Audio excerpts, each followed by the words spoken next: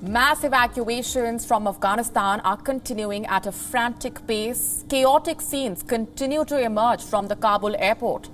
While the city remained relatively calm and peaceful, thousands thronged the airport in a desperate attempt to flee the country. The US and its allies are desperately trying to control the crowds there, with at least 17 people reportedly injured in a stampede at the gate. Officials say that the pace of the flights is moving rapidly now on military transports, although it's not clear when the civilian flights would be resuming. It's also not clear exactly how many Afghans are among the evacuees so far, as Western countries rush to get their own citizens out. United States forces fired tear gas near the Kabul airport to disperse crowds of Afghans. A dismal picture of the hasty withdrawal from the country.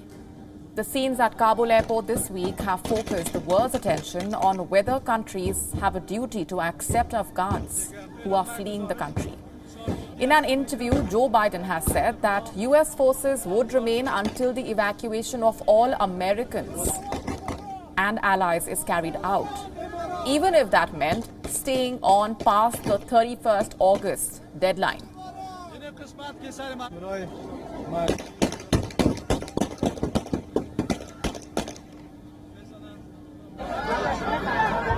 Have a look at the visuals on your screen. The citizens were so desperate to enter the airport that they took to climbing the wall of the airport. American soldiers were seen helping women and a little girl amid the chaotic crowds that had gathered. It's not known what happened to them after they crossed over, but it is only after passing the barrier that someone is processed by the US consulate to see if they have eligible documents. So these citizens were desperate to get inside.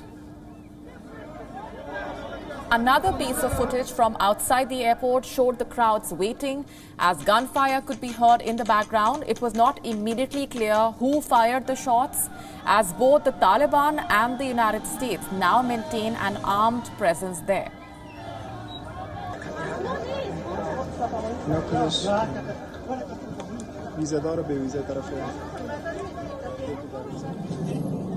Our correspondent Anas Malik has been getting us those ground reports. In fact, he was present at the airport when those gunshots were fired.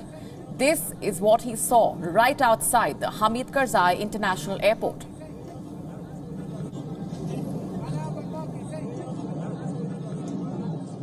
I'm outside the Kabul International Airport, where hundreds and thousands of people are around very near to the airport. Some are being prevented as well in order to get inside the airport.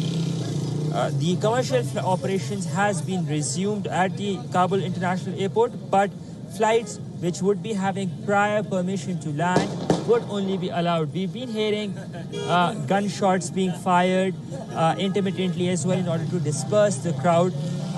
But by and large, at the Kabul airport, only those flights which have prior permissions are being allowed to take off or land. It also comes with the caveat that those flights, the flights that land, will not be allowed to refuel, and the internal security lies with the USAF. Anas Malik in Kabul, Afghanistan for WION World is One.